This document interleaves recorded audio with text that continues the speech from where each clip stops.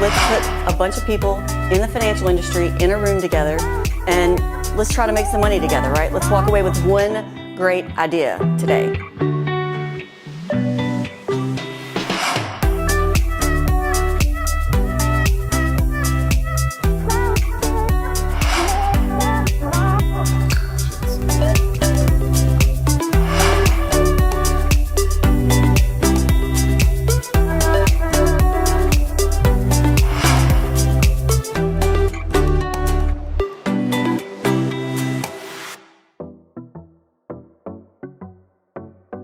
I'm going ahead and looking at how can we work together? How can we partner together? Rising tide lifts all ships, or in your case, just roll tide. I was going to say it, but you said it for me.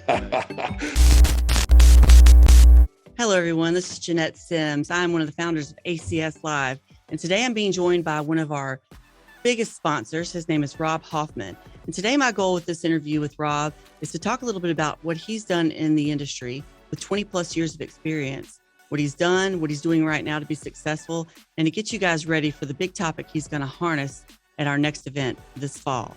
Rob, how you doing, buddy? Doing great. Great to be here with you, Jay. All right. Rob and I go way back. He's been in this industry for 20 plus years and he's run multiple successful businesses. Rob, I feel like I know a lot about you. I feel like we've, I've broken bread in your house, and I think Hubert tried to steal one of your dogs one time. Yeah. Fell in love with one of those German Shepherds over there.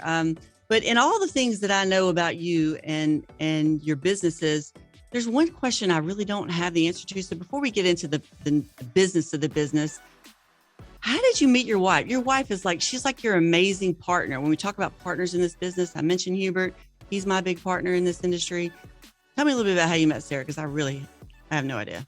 Yeah. Well, how much time we got? I could talk about Sarah all day long. It was kind of a funny thing. I'd kind of given up on dating, and I tried this dating app, Z-Harmony, back, 13, 14 years ago. And bottom line is, went on a bunch of crazy dates. We don't have enough time to discuss all the crazy things that happened there, but I gave up on dating, and all of a sudden I got an invite to chat one time. And next thing you know, it's like, wow, she's really different. And we went ahead and spent 3 months talking. This is the funny part, 3 months talking on the phone and through emails. And I don't like doing a whole lot of big, long emails, but we spent 3 months doing it. But by the time we met, I was so done, so over dating. It was just not going to happen. And then finally one day after 3 months, she's like, are we ever going to meet?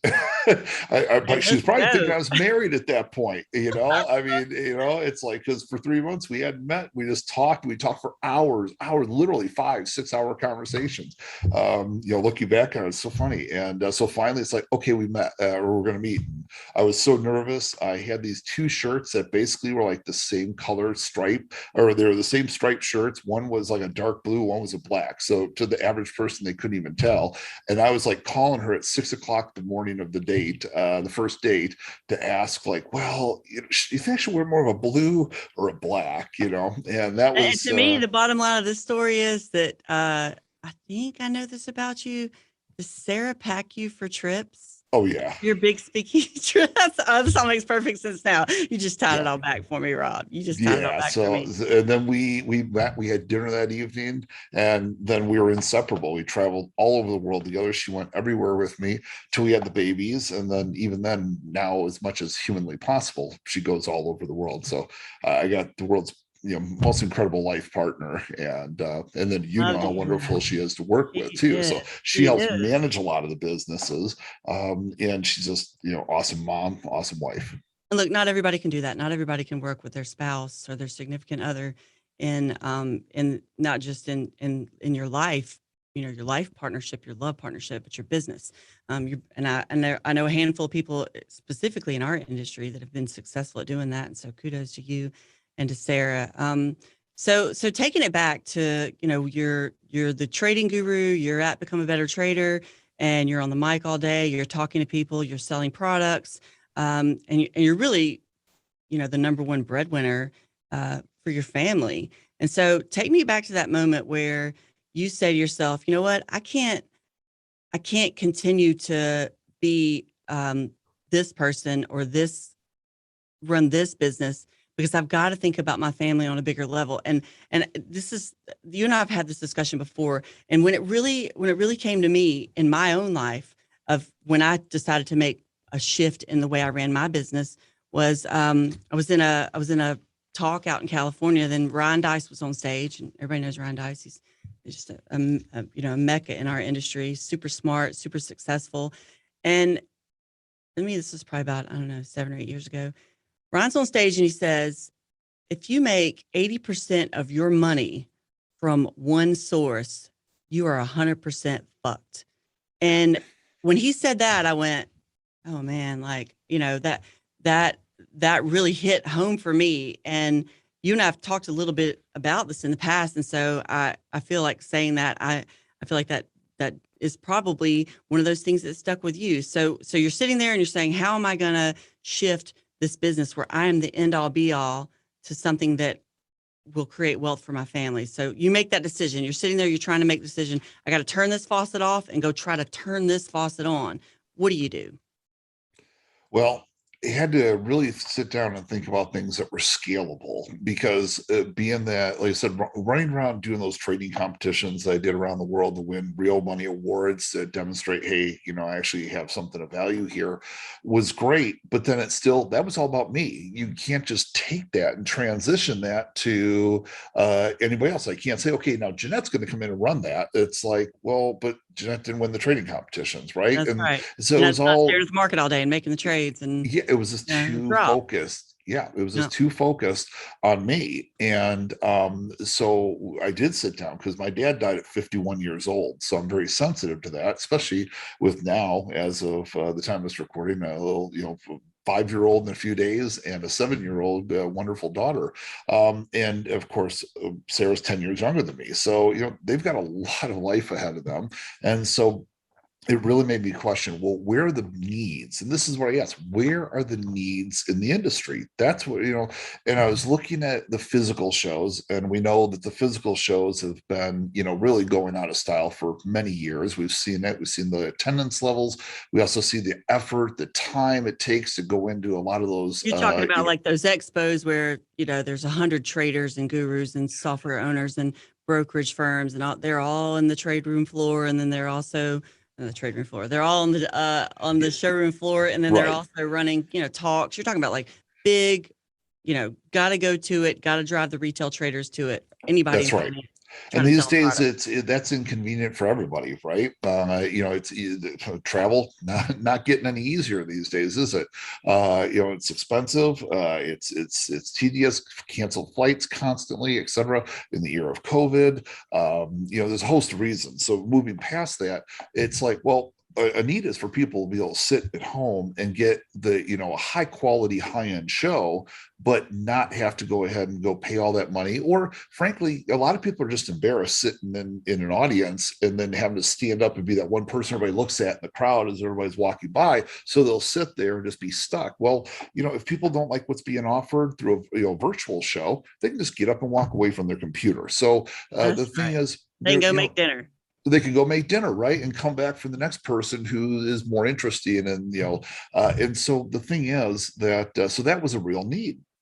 And so we went ahead then and focused on, let's go ahead and develop that. So that's the evolution of Wealth 365, and we can talk about that if you want. Beyond that, of course, then there was Wealth Charts. So I've been a technical trader my entire life, and so certainly I see needs as I've used different platforms throughout my evolution of trading for well over a bit of the business for roughly 20 years or so, but way beyond that, trading. And so, saw my own personal needs. And I wish it had this. I wish it had this. I wish it offered this from this person. I wish it had this. Right. And so basically went ahead and developed, the charting platform then, which extends well beyond me as well, because then anybody can, on my behalf, go out there and demonstrate the power of that tool. The summit, is run in part by Sarah, mostly by one of our team members named Marissa, but we have a staff then that backs them up. Right. So that goes these days. In fact, as of January this year, I think you knew this. I think we told you as of January this year, I'm not allowed to be basically in Wealth 365 for the most part. They run it and they make sure things happen. So that's a classic example right there of building something that is beyond me and that's a legacy for my family, but doesn't need me to go ahead and be there. So you make this decision to get off the mic, quit being the guru, quit being the face. You get in a corner, you build Wealth 365. Then you make the decision to build Wealth Charts. And so many years into this now, and you've figured out what that formula is for success. What would you say has like been the biggest change for you inside of, it could be your life or the business, or the one thing you didn't expect to happen that has really changed your ability to thrive at home or at work? Or is that one big thing that you feel like that's your big takeaway, right? You know, you did the right thing because this is the one thing that's made you know for sure that you were successful in taking that leap. Yeah, well, there's a handful of questions actually in there. One thing I didn't expect was actually the sheer blowback from the some of the competition out there, because obviously moving this to a virtual space was a very sound decision. As you know, with us, you and your team seeing 1,000 to 1,500 plus real people on in the webinar simultaneously, it's been very successful, far beyond what you get from a physical event. So there was a lot of blowback. So what I didn't expect was the veracity of competition trying to stifle our growth. Right. Back They then, they saw you as a threat. They saw you as the potential future of what they should have already been doing in a different way. And those things right there are, at the end of the day, that's certainly not anything any of us expected to happen, because you think there's enough of us to go around, right? There's enough of us to go around. We're just trying to take one idea and make a change to it and not expect people to come with their claws out at us. Right. And certainly the clause route, and you were very well aware of that at that time. So I didn't expect that. But what the good news of it is a lot of the people then that weren't on board early on, not meaning the other companies, the other exhibitor type physical companies, but the people who are speaking, there was people at first that didn't want to upset the physical shows. And so they weren't coming on, and we're basically called by the physical shows. A lot of the drama that happened there. And we persevered anyways. We went and said, look, we're just gonna get all these people. Now we've built the show where a lot of the people from the physical shows are actually speaking on ours, and in some cases don't do the other shows, or they certainly are making far more money with us, and that's just a fact. So it's just proof, right? It's just proof. Somebody's trying to keep you down. There's enough to go around. There's just enough to go around. Yes, and that would be a theme from a conversation for today. There's a lot to go around. Partnerships and working with people is a great way to grow. One thing for me in our industry is that I've always, it's how I cut my teeth, was through relationships, and those relationships, because we are very, for all of the, millions of people that we could touch any given day through the internet, the niche we're in is it's like a tight family of people that, those relationships are going to be what can catapult your what you thought was going to be great, catapult it into, just out into the world in ways you could not have imagined, not just the money, but also, like you said, the partnerships are, they will really make it at the end of the day, something super and personal, but also, are going to drive the revenues that you need, where you don't have to go back into that hole and be the face of, and the end all be all of how you're going to make money for your family. And so to shift a little bit here, you go from become a better trader to Wealth 365 to Wealth Charts. You're doing all these different things now over there. And this is personal for me, and I really hope that you tell me something that's going to help me change my ability to be more successful. What would you say is like the biggest um, hack that you've got for people, for entrepreneurs, a productivity hack for those of us out here who are trying to manage multiple businesses? Accountability is truly the thing that's worked the best for me. And so I would create lists for myself and then try to operate off those lists, but guaranteed. I mean, you and I, Jeanette, we're cut from the same cloth. We're in 100 different places every minute. And what happens is, if you can make a list, and then you might as well throw the list away 10 minutes into your day. It's just something else is going to go ahead and Dude, take I will over, add right? stuff to my list. If I go and accomplish something else, I'll add it to the bottom of the list and scratch it off. It's like, okay, I did one of the things on my list today. Yeah, and then it's almost like you give yourself a reward. So what I found was accountability. And so the I have accountability partners. Like, for instance, Hubert and I at one point we're even using an app trying to find what's the 3 things that we want to get done today, right? And then we would talk to each other about, like, this is what I'm working on, to get it done, how to go, right? And then in my case, what I did then was, it's like having the weekly call, or a couple times a week call with Hubert was great, but I needed somebody there practically pretty much on me, making sure that the lists were getting done, because there's so many things. Yep. You don't build a multi-million dollar charting company without going in and make sure. We've added 400 new things, 400 new benefits, features, partner implementations, integrations, over 400 in the last 18 months. Our development cycle is unmatched anywhere in the world. There's not a single other company that's done that.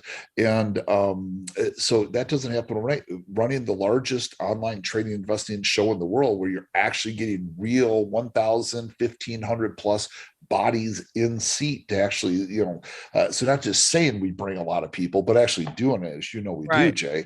Yep. That doesn't just happen in a bubble. That takes effort and So, relationships, as you so mentioned, having a buddy, partnerships. like having a So buddy that having a helps buddy, yeah, stay accountable. and so having accountability. So I've got a staff member who basically challenges me and makes sure I stay on my list, and they have the authority to go ahead and reach out to Sarah and to bust my chops. This is And hilarious. And you're not the only one the only man I know, and I'm in this industry who does exactly that same thing. When I asked the question, I was thinking you were going to come out with like definitely an app or a book you had read, or something that helps you every day, all day. But the one thing you said is the one thing that I feel is the only thing that keeps me moving, the only thing that makes us, really reach those levels of success that we're trying to achieve. And it is 100% accountability. So that's we have a lot to true to get done, form. and it's too easy. I mean, Jeanette, you've got wonderful kids. I've got kids. I've got a life. I've got several people that come in and ask that report to us. Right? We have people. There's so many distractions. It's so easy to let the ball get away from you, and unless you have somebody sitting there saying, "Get back in your lane." Yep. So the Back in true your lane. productivity hack for me, the true one, right? We can talk about apps and everything else, but you know what? It's really easy to ignore the app. Yeah, it's That's okay. right. Yeah, there's my That's all little right. alarm. It's Which is off. what I do. Which is Right? what I do. Sure. Yep. That's what Off, we off, do. off. But staff, if you have any sort of staff whatsoever, then you can take that person who you trust, you value their work. And that's a key thing. You got to kind of trust and value the person. Because if you don't have any respect, if you just treat them like, oh, they're just an employee, then what's going to end up happening is you're like, yeah, sure, I got to get that done, whatever. Because you're not going to value, you don't value them. So you got to find Right. somebody you value. And if that doesn't, if that's not available, then you take a best friend and say, look, I need help in my business. I need a little bit of help in my life. I got too many things going on. I need you to kind of be here and be my best friend, and be accountable. And that's it's really far more important than people take granted. Otherwise, you get these big long lists of ideas that could make you literally millions of dollars, but then you never get to them because you're always chasing the next big thing. Oh my God, that is so important what you just said. And I'm thinking about that list I've got right now. And when we get off this interview, I'm going to go tackle it because there are things sitting on there that would make me money by Friday. Mhm. And today's Wednesday. So If you just I know for implement sure they're sitting there if I just will go and take the time to put that plan into action. What do you see in our industry in financial marketing or a marketing period? What do you see is like the one big barrier that we either on the tech side or on the relationship? What do you think the one big barrier is that we are facing right now that we need to get solved? I have one in well, mind. I'm curious to see what you think. the barrier I see is getting people to understand, hey, look, like for instance, sure, on this initial product, you may go ahead and do a revenue share, but then now you've acquired that customer to upsell them through a whole bunch of additional life cycles, and you wouldn't necessarily even ever get exposed to that customer had you not gone and been part of this show or been on our platform and come and done an event for our audience, et cetera, right? So people, whenever they talk about rev shares or those kind of things, earning their way into getting the exposure, then or like paying an affiliate fee to get that expertise, they just want, no, I just, what's mine is mine, and I just plan to get what's yours. And I think that the big barrier is for them to overcome this mindset. And look, there's some people that have been in the business for a while, but I think that have had that mindset.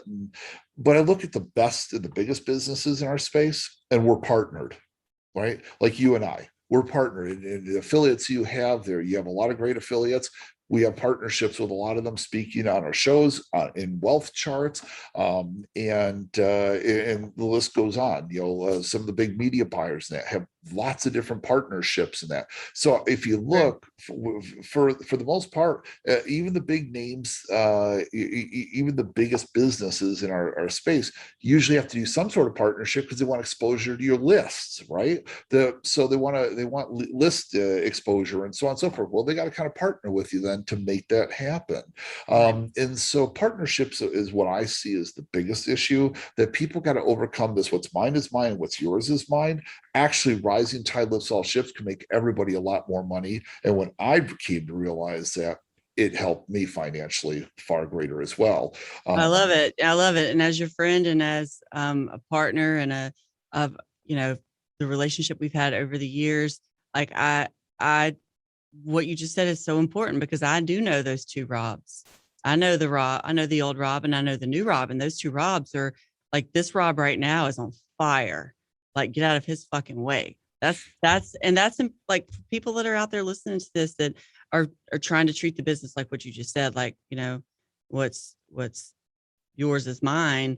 That's that's no way to live. And eventually it will, it will crush your ability to grow in this space because people will see you as that. They will see you as someone that's not going to, be part of that. I'm not saying we all have to share in the same of everything. Obviously you've went and built something that I don't have any intent on trying to build or want to build, but I am proud to send, the people that I work with over to you to put indicators or whatever it is that you need content on the wealth chart site. And they are going to receive growth from that. And I'm going to receive money from that. That's just the way it works, top down. You open the door, we put the people there. But I wouldn't even know where to start to build a business like that. I just, and that's the trader in you, right? You found the thing that you thought people needed that needed to be cleaned up and made better. And you created this house over there that's just getting bigger and bigger by the minute. When I'm in other webinars and I'm in other spaces and I hear people talking about wealth charts, and I'm like, all right, Rob did it. Like, he did it. He was talking about it. He built it. If you build it, they will come. You build it, and people are out there talking about it right now. And it makes me so proud to see it, because I know that doesn't just mean you achieved what you were trying to do for your family, and the not having 80% of your revenue come from one source. You did it for the relationships too, not just for your house, but for others' houses, including mine and Hubert's, and everyone else that gets to participate in that success that you're having over there. Well, and to that point, actually, regarding the ACS, right? So I'm going to be talking about partnerships and building these businesses at the ACS event. But my hope would be that a lot of people would come to ACS, and rather than say, "Oh, I just want this quick email hack that's going to go ahead and flip the script and suddenly 2x, 3x my income because I'm going to figure out how to go ahead and send this great email. And, I'm going to be sharing information on, after seeing obviously a lot of webinars over the years on Well 365, which ones are making the most money? What are people doing? So hacks on the sales and marketing side are great, but I really would hope people would come to ACS just to go ahead and shake hands with you, shake hands with me, shake hands with others, go ahead and meet, talk about partnerships, relationships, because that's really the bigger value rather than that productivity hack that kind of keeps you kind of isolated in your own little bubble. Figure out best ways to partner to get far more exposure and far more income opportunities for the future. Partnerships and relationships is where that's going to happen. And the best way to do that is come to an event, such as the ACS here. All right. Well, I'm excited that you're going to be on stage at ACS. Rob's going to be talking about how to diversify your business and then scale it, and not just inside your network, but outside your network. It's what he's been doing. It's what he's become very successful at. And he's going to share that information with us in Las Vegas in November. Rob, I can't wait to hug your actual physical neck there and spend that time with you. And I hope that all of our listeners are buying their tickets right now so that they can also have that moment with you where they can take away something that's going to help them go and build a better life for themselves, for their families, and for the relationships that they have in our industry. I can't wait, Jay. It's going to be fun. I can't wait to all of you that are watching the video right now. Can't wait to meet you, shake your hand, and see how we can work together. All right. Well, I'll see you soon, brother. You betcha. See you soon.